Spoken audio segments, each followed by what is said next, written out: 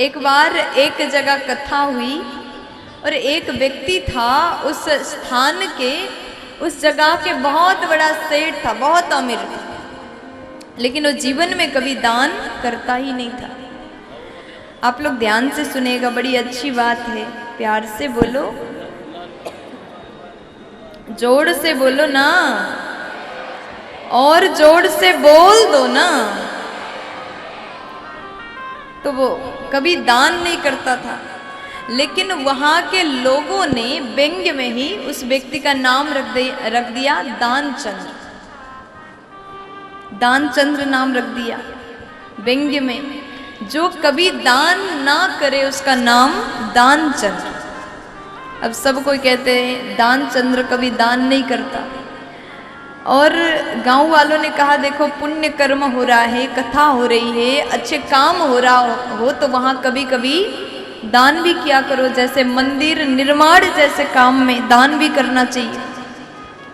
लेकिन वो सज्जन कहते थे कि सब कोई तो दान कर रहे हैं, हमारे दान करने का क्या आवश्यक है, क्या जरूरत है, सब कोई तो कर रहे हैं। तो लोगों ने समझाया देखो भैया, सबने दान किया है तो सबके हिस्से का पुण्य उन्हीं को मिलेगा, तुमको थोड़ी मिलेगा।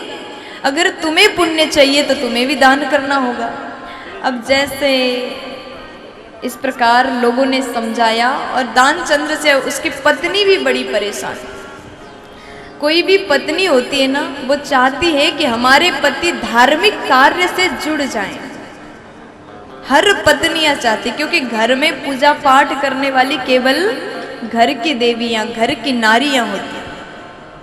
अब पत्नी बोली स्वामी जी जीवन में एक बार दान कर। अब दानचंद्र बोला कि भैया दान करने से क्या हो जाएगा, हमारा धन खर्च हो जाएगा। इतना लोभी, इतना कंजूस, उससे बड़ा लोभी कोई और नहीं। तो पत्नी कहती है स्वामी जी एक बार दान कर दीजिए। तो बोला नहीं करूंगा, चाहे कुछ भी हो जाए दान नहीं करूंगा। और सब काम करवाओ लेकिन दान मत करवाओ। अब एक दिन दानचंद्र की पत्नी बोली कि पास में गंगा जी है, जाकर के गंगा स्नान करके आओ, वहां तो कोई दान नहीं करना पड़ेगा, कम से कम गंगा स्नान का पुण्य तुम्हें मिल जाएगा।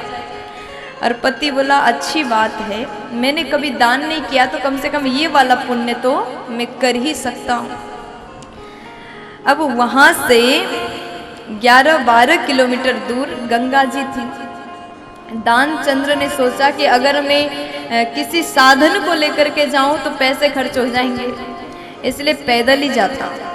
12 किलोमीटर पैदल गया, 12 किलोमीटर चलता हुआ गया और जाकर के सोचा कि अब नहा लेता हूँ, स्नान करता हूँ, गंगा जी स्नान करता हूँ। अब जैसे स्नान करने लगा, वहाँ पर नदियों में भी पंडा लोग आते हैं, जैसे आप यमुना जी में स्नान करने जाते हैं, गंगा जी में जाते हैं तो पंडा लोग आकर के पूजन करवाते हैं, दीपक जलवाते हैं और फिर बोलते थोड़ा दक्षिणा दे दो। जैसे पंडा को देखा, दानचंद्र ने विचार किया यहाँ स्नान करना बहुत बड़ा खतरा है। अब एक काम करता हूँ, जहाँ पर खाली घाट मिले वहीं जाकर के नहा लेता हूँ। अब आज दानचंद्र जो है खाली जगह में ढूंढता हुआ गया। वो जहाँ स्नान का घाट था उसको छोड़ करके मुर्दे घाट में चला गया। प्यार से बोलो, क्योंकि मुर्दे घाट तो खाली ही रहता है ना। जब घर वाले, घर के लोग घर से अपना सीट खाली करे तभी मुर्दे घाट में एक आ जाता है। तो यहाँ दानचंद्र मुर्दे घाट में गए। जाकर के जैसे डुबकी लगाया और भगवान को बड़ी हंसी आई इसके ऊपर। कितना कितना लोभी है, आज नहाने के लिए पहली बार गंगा जी आया, वो भी मुर्दे घाट में नहा रहा है, स्नान कर रहा है। अब भगवान ने उसका थोड़ा मजा लेना चाहा। अब जैसे दानचंद्र नहाने के लिए पानी के भीतर घुसा, जैसे बाहर निकलता है भगवान पंडा बन के प्रकट हो गए। जय हो यजमान। अब जैसे दानचंद्र ने देखा, डर गया, भैया यहाँ भी पंडा आ गए, अब पूरा लूट लेंगे, पैसा ले लेंगे, क्या करें।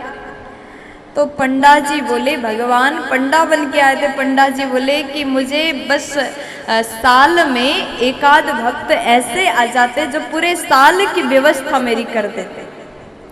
दानचंद्र कहते साल भर की, इतना मत मांगना मुझसे, साल की तो क्या एक महीने की भी नहीं दे सकता, एक महीने की तो क्या एक दिन का भी नहीं दे सकता, अब एक दिन का तो दे दो कम से कम। अंतिम में बात हुई कि एक धेला मैं देने के लिए तैयार हूं। धेला जानते हैं?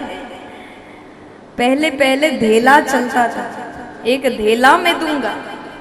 अब भगवान ने जैसे धेला की बात करी तो दानचंद्र कहता है अभी तो मैं नहीं दूंगा, लेकिन उसको भी उधार समझो। प्यार से बोलो, एक धेला वो भी उधार। दानचंद्र ने विचार किया कि ये थोड़ी उधार मेरे घर तक 12 किलोमीटर एक धेला के लिए थोड़ी आएंगे, भूल जाएंगे, इसलिए उधार बोल दिया। अब दानचंद्र नहा करके अपने घर चला गया। जैसे अपने घर गया और बड़ा दूर से आया था, जाना 12 किलोमीटर, आना 12 किलोमीटर, वो भी पैदल 24 किलोमीटर हो गए। बहुत थक गया और जाकर के विश्राम करने लगा। थोड़ी देर ही विश्राम किया था, पंडा जी बाहर आ गए और पत्नी से कहा कि हमारे यजमान जी हमें एक धेला देने की बात बोल रहे थे, वही लेने के लिए घर आए। अब जैसे पत्नी जाकर के दानचंद्र को कहती है, दानचंद्र बोला वो यहाँ तक आ गया, मुझे लग रहा था वो भूल जाएगा। अब जाकर के कह दो कि दानचंद्र सो रहे हैं। भगवान को जाकर के कह दिया मेरे पति सो रहे हैं, पत्नी ने। अब भगवान बोले कि यजमान जी सो रहे हैं तो थोड़ा सा इंतजार करता हूँ। अब पत्नी जाकर के बोलती है स्वामी जी आपको तो देना ही पड़ेगा, वो तो इंतजार कर रहे हैं, अब क्या बहाना करें। तो दानचंद्र ने कहा जाकर के कह दो कि मेरे पति दानचंद्र बीमार हो गए। प्यार से बोलो, मेरे पति बीमार हो गए। अब पत्नी जाकर के कहती है कि पंडा जी हमारे पतिदेव बीमार हो गए। तो भगवान बोले अरे राम राम, मेरा यजमान बीमार है और मेरे बीमार यजमान को मैं कैसे ऐसे छोड़ के जाऊंगा। अब तो जब तक नहीं जाऊंगा जब तक वो ठीक ना हो जाए। अब पत्नी अंदर गई, पूरी बात बता दी। तो दानचंद्र बोला अब क्या बहाना करे जिससे वो चला जाए। अब दानचंद्र बोला कि बीमार का बहाना किया तो भी नहीं जा रहा है, लगता है आज एक धेला देना ही पड़ेगा, खर्चा हो जाएगा।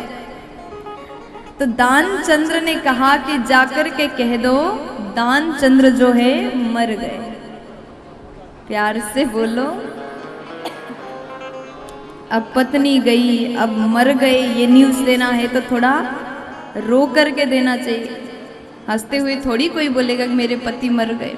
अब पत्नी गई, दानचंद्र की पत्नी गई और पंडा जी के सामने जाके रोने लगी, मेरे पति तो मर गए, रोते हुए बोले। अब भगवान बोले अरे राम राम, कितना बुरा हुआ आपके साथ में, मेरा यजमान चले गए, अब तो मैं ऐसे नहीं जा सकता, जब तक उनके अंतिम संस्कार ना कर दूं तब तक मैं नहीं जाऊंगा। अब पत्नी खूब रोने लगी, मुझे छोड़ के चले गए। भगवान बोले देवी चिंता मत करो, पूरे गांव वालों को बुला लेते हैं और शमशान में जाकर के अग्निदान करके ही मैं जाऊंगा। अब भगवान ने पूरे गांव में हल्ला कर दिया, दानचंद्र मर गए, चले गए। थोड़ी देर में पूरे गांव वाले आ गए और सबने कहा कि अब दानचंद्र कितना अच्छा था, जीवन में कभी दान नहीं करता था, हम सबको छोड़ के चले गए, बहुत दुख हो रहा है। अब पत्नी रोने लगे, पहले रो रही थी बहाना से, अब सच में रोने लगी। जैसे बांध करके बांस बुलवाया, बांधा गया, दानचंद्र को उठाया गया और जैसे शमशान की ओर जाने लगे तो पत्नी सच में रोए, अरे छोड़ दो मेरे पति जीवित हैं, वो तो नाटक कर रहे थे। अब देखो कोई विश्वास ही नहीं करे। तो लोग कहते देवी सबको ऐसा ही लगता है जब खुद के पति मर जाते हैं ना, तो सब कहते मरे नहीं जीवित है, ये आपका भ्रम है। लेकिन चिंता मत करो, आपको थोड़ा हिम्मत रखना होगा। ये तो दुनिया का नियम है, जो आया है उसको जाना पड़ेगा। अब सब ने दानचंद्र की पत्नी को समझाया, लेकिन ये दानचंद्र भी इतना जिद्दी अभी तक श्वास रोक के पड़ा है। अब गांव वाले कंधे पर उठा करके राम नाम सत्य है बोल बोल के जा रहे हैं। अब जैसे शमशान घाट पहुंचे, आग लगाने की तैयारी हो गई, लेकिन दानचंद्र ने श्वास खोला नहीं, सांस नहीं लिया, रोक के पड़ा है, कहीं एक धेला न चला जाए। प्यार से बोलो। अब जैसे आग जलाने के लिए शुरू किया, तो उसके बाद भगवान बोले इतना जिद्दी भक्त मैंने आज तक नहीं देखा, आज लगता है मुझे ही झुकना पड़ेगा। अब भगवान बोले देखो गाँव वालों, मुझे अपने यजमान के कान में एक मंत्र सुनाना है। अब गाँव वाले बोले कि ठीक है, आपका यजमान है, आप सुना दीजिए मंत्र।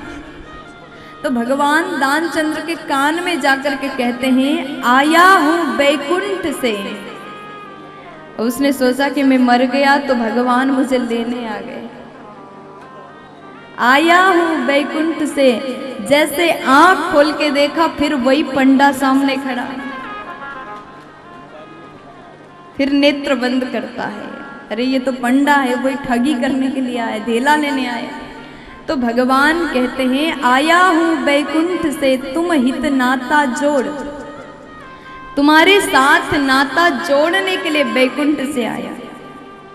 भगवान बोले मैं आज बेटा तुम्हारे सामने हार गया, कुछ नहीं मांगूंगा, तुम्हें उल्टे वरदान तुम मांग लो, मैं तुमसे धेला नहीं मांगूंगा। मांग ले हूं वरदान कछु। तब दानचंद्र कहता है धेला दीजो छोड़, बस एक वरदान मुझे दे दो, ये कह दो कि एक धेला मैं नहीं लूंगा तो मैं जग जाऊंगा, जीवित हो जाऊंगा। तो भगवान बोले ठीक है, छोड़ दिया, मत दो। तो दानचंद्र वहां से उठ जाता है। देखिए भगवान के भक्त भी बड़े विचित्र होते हैं। देखिए ये आप इसको गंभीरता से मत लीजिएगा, कथा में कभी कभी विनोद होना भी जरूरी है। कई ऐसे भी दानवीर होते हैं, प्यार से बोलो, मस्ती में बोल दो ना।